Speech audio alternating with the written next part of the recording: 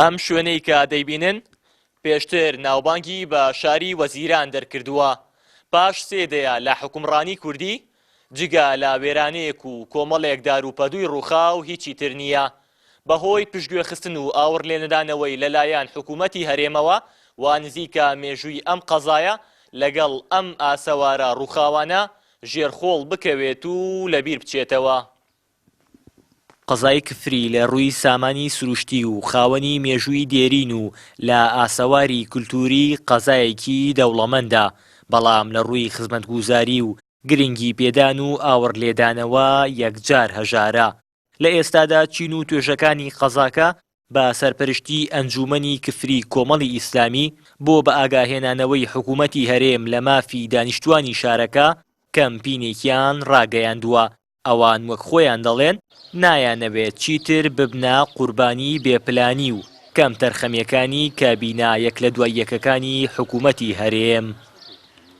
ئەو سێکتەرانی کەوا شاری کفری تێدا ئیهمال کراوە سێکتەری زۆرن، بەڵام ئێمە تەنها لەم تەرەفەتە توانین باسی سێکتەری شوێنەوارەکان بکەین کەوا بەڕاستی زۆر ئیهمال کراوە لەلایەن حکوومەتی هەرێمی کوردستان و هەروەها ئیداری گەرمیان.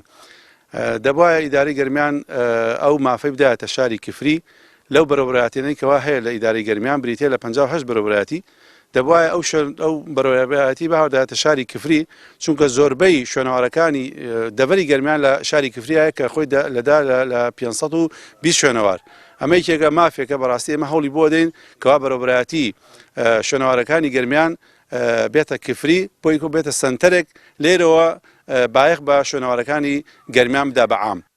دانیشتوانی قەزاکە لە ئێستادا داواکاریەکانیان لە مافە سەرەتاییەکانیان تێپەڕ ناکات و دەڵێن حکوومەتی هەرێم ناپلانی بۆ باشکردنی داهاتووی قەزاکە هەیە و نا ئاوڕیشی لە ڕابردوو گرنگی پێگەی قەزاکەیان داوەتەوە.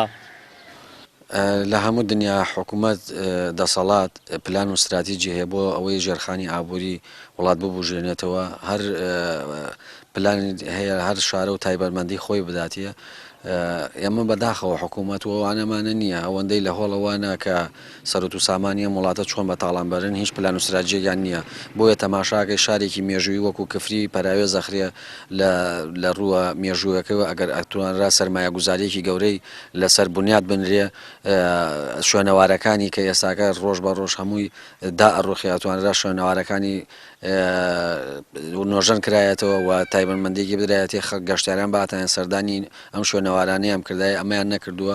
هیچ پلانێک و استراتیجیەک وەکوتم لە ڕووە گشتیەکەەوە بۆ ژێرخانی ئابووری وڵاتە نییە کە پەرەی پێ بدرێەوە لە ڕێگای ئابووریشەوە گەنجەکانمان بخرێنە سەر کار و لە کەرتی تایبەتە کاریان پێ بکرێ.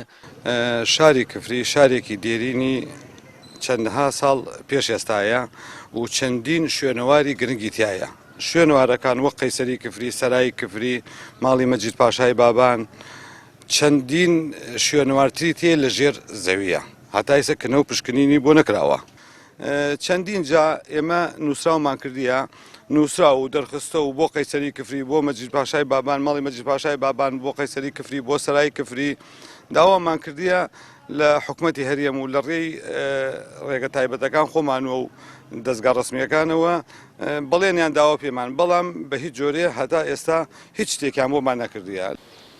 قەزای کفری یەکێکە لە کۆنترین قەزاکانی هەرێمی کوردستان کە بەشێک لە شوێنەوارەکانی بۆ سەدەکانی ڕابردوو پێشزاین دەگەڕێتەوە و خاوەنی سامانێکی سروشتی دەوڵەمەندە. لەگەڵ هەر کابینەیەکی حکوومەتی هەرێم کۆمەڵێک بەڵێن بە دانیشتوانەکەی دراوە، بەڵام هیچیان وەکو خۆی جێبەجێ نەکراون و ئێستاشی لەگەڵ بێت قەزای کفری وەک ناوچەیەکی بێخزمەت و پەراوێزخراو لە گەرمیان دەبینرێت. هاوار محەممەد، کەناڵی ئاسمانی پەیام، قەزای کفری.